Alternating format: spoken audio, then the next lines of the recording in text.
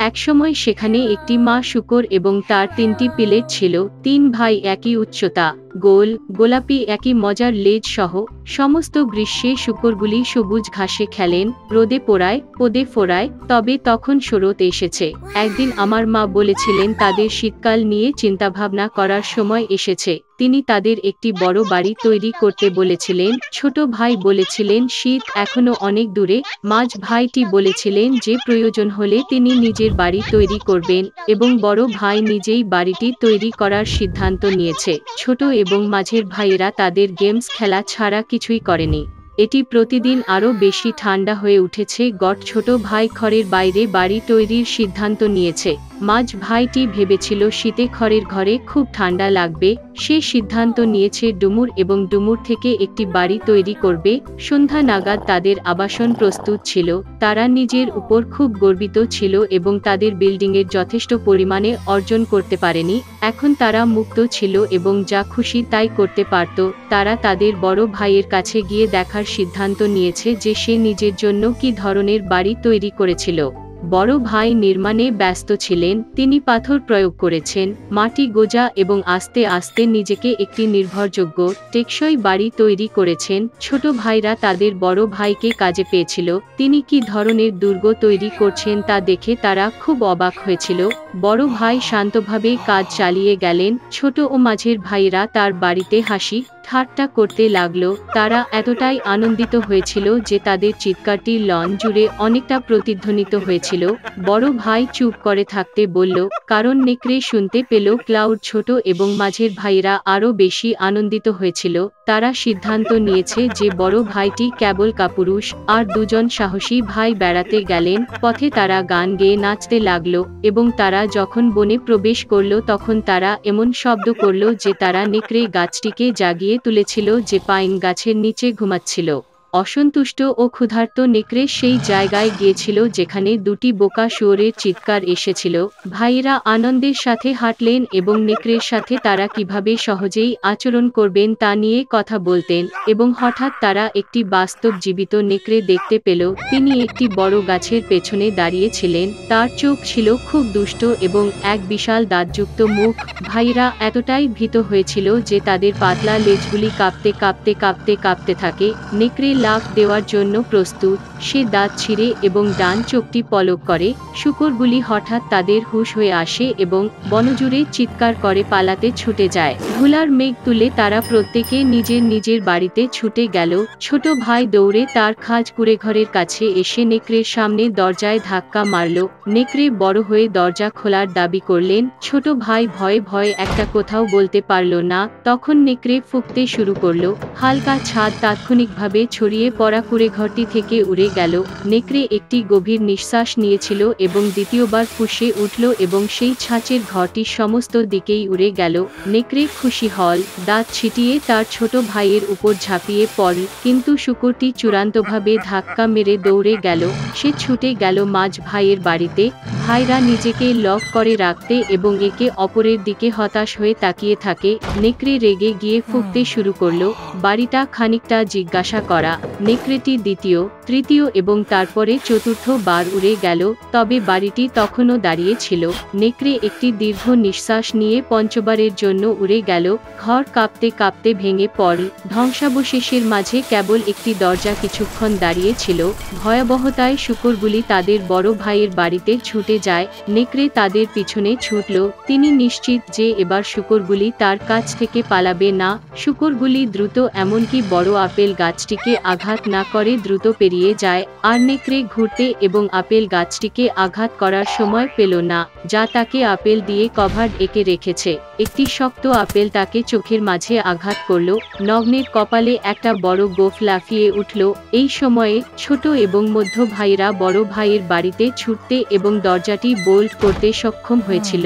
নেকড়ে দৌড়ে দরজার দিকে গেল, বড় হয়ে দরজা খোলার দাবি করল। ছোট ভাইয়েরা খুব ভয় পেয়েছিল এবং এর বিনিময়ে কিছুই বলতে পারল না, এবং বড় ভাই জানত যে শক্ত পাথরের ঘরে তার এবং তার ভাইদের ভয় পাওয়ার কিছুই নেই। তারপরে নেকড়ে আরও বাতাসে চুষতে শুরু করল, সাথে সাথেই উড়ে গেল। তবে যতই এটি উড়ে গেল, একটি পাথরও সরল না। এবং তারপরে তিনি তাকিয়ে দেখলেন ছাদে একটি বৃহৎ প্রশস্ত চিমনি। সে সাবধানে ছাদে উঠে পাইপের নিচে যেতে লাগলো। শূকরগুলি একটি গন্ডগোল শুনেছিল। বড় ভাই তাৎক্ষণিকভাবে অনুমান করলেন যে বিষয়টি কি ছিল। তিনি তাড়াতাড়ি কলসির দিকে ছুটে গেলেন। এতে জল ফুটছে এবং আইডি আপনা ছিঁড়ে ফেলেছে। নেকড়ে নল দিয়ে নেমে সোজা কলসির মধ্যে পড়ে গেল। চোখ কপালে চওড়া। কাঁচা নেকড়ে একটি বুনো গর্জন নিয়ে ছুটে গেল এবং ছুটে গেল বনের দিকে, এবং তিনটি ছোট শূকর তার দেখাশোনা করেছিল এবং খুশি হয়েছিল যে তারা এত চালাকভাবে দুষ্ট ডাকাতকে একটি শিক্ষা দিয়েছিল। সেই সময় থেকে ভাই এবং তাদের মা এক ছাদের নিচে একসাথে থাকতে শুরু করেছিল। একসময় এক বয়স্ক মিলার ছিল যার 3 ছেলে ছিল। যখন মিলার মারা গেল তখন তিনি তার ছেলেদের একটি মিল, গাধা এবং একটি বিড়াল রেখে গেলেন। সবচেয়ে বড়টি মিলটি পেয়েছে, মাঝখানে গাধা পেয়েছে এবং সবচেয়ে কনিষ্ঠকে বিড়ালটি নিতে হয়েছিল। বড় ভাইরা তাকে দেখে হেসেছিল, তবে বিড়ালটি প্রতিশ্রুতি দিয়েছিল যে যদি সে তার জোড়া ভাইকে একটি জুতো এবং একটি ব্যাগ দেয় তবে তিনি তার ছোট ভাইকে ধনী করে তুলবেন। মালিক অবাক হয়েছিলেন, তবে বিড়ালের অনুরোধটি পূরণ করেছিলেন। ফালফিল্ড বিড়াল তৎক্ষণাৎ তার পিছনের পায়ে বুটগুলি টানল। বস্তার মধ্যে ওটপোর্ট এলে এটি কাঁধের উপরে ফেলে দিল এবং শিকারে গেল। বনে ব্যাগটি খুলে মাটিতে ফেলে দিল এবং নিজেকে ঝোপায় লুকিয়ে রাখল। তাকে আর অপেক্ষা করতে হয়নি। একটি কৌতূহলী খরগোশ বস্তার দিকে ঝাঁকুনি দিয়ে ওটে ওটে উৎসবের জন্য উঠে গেল এবং বিড়ালটি কেবল তার জন্য অপেক্ষা করছিল।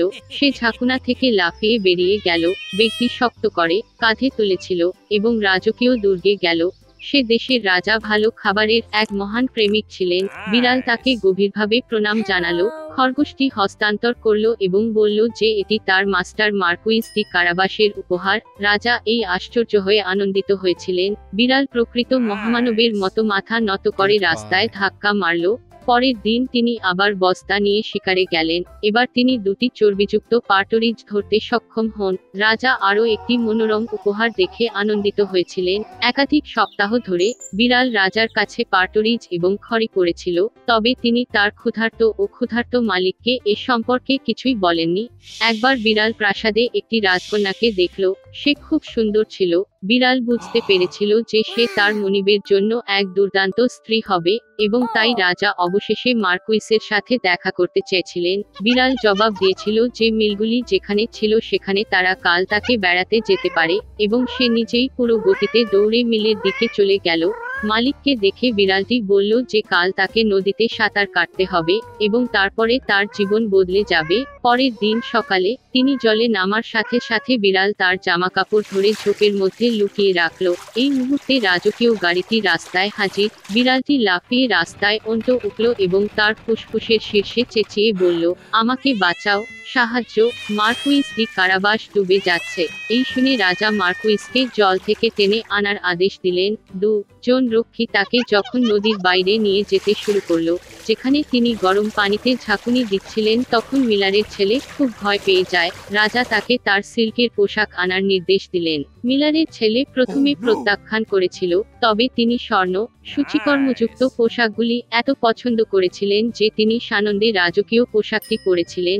রাজা তাকে গাড়িতে আমন্ত্রণ জানালেন, যেখানে সুন্দরী রাজকন্যা বসেছিলেন। মিলারের পুত্র হতবাক হয়ে পড়েছিল, কিন্তু আরও কিছু না করে গাড়িতে উঠল। 1 মিনিট পরে গাড়িটি বিশাল ক্ষেত্রের মধ্যে বসবাসকারী দৈত্য মানুষ খাওয়ার সাথে সম্পর্কিত ক্ষেতগুলি এবং ঘাড়ে ঘুরে দেখা গেল।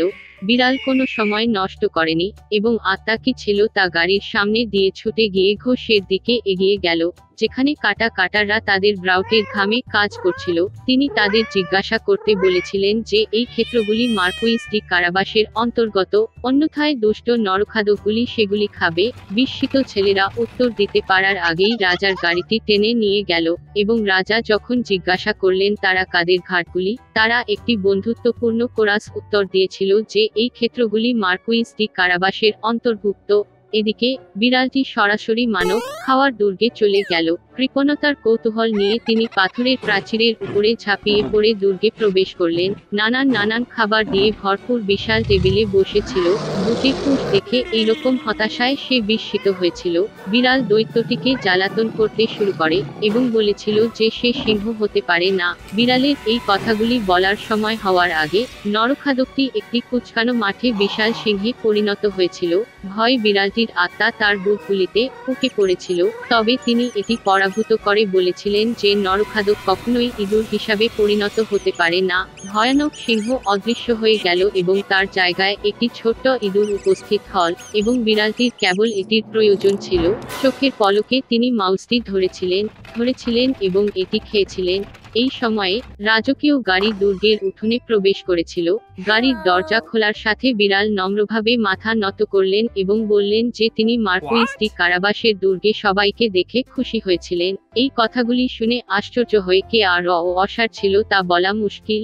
রাজা বা মিলারের পুত্র, যিনি ইতিমধ্যে কিছু বুঝতে পারেননি, বিড়াল অতিথিদের টেবিলে নিয়ে গেল।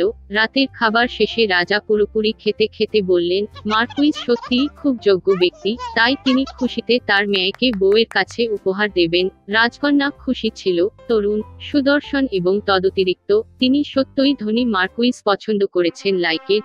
শীঘ্রই তারা একটি বিবাহ খেলেন। সুতরাং মিলারের ছেলে একটি রাজকন্যাকে বিয়ে করে রাজপুত্র হয়। তারা সকলেই সুখী জীবনযাপন করেছিল, বিশেষত বিড়াল, যিনি গর্বের সাথে উঁচু বুটে প্রাসাদটি গতিময় করেছিলেন।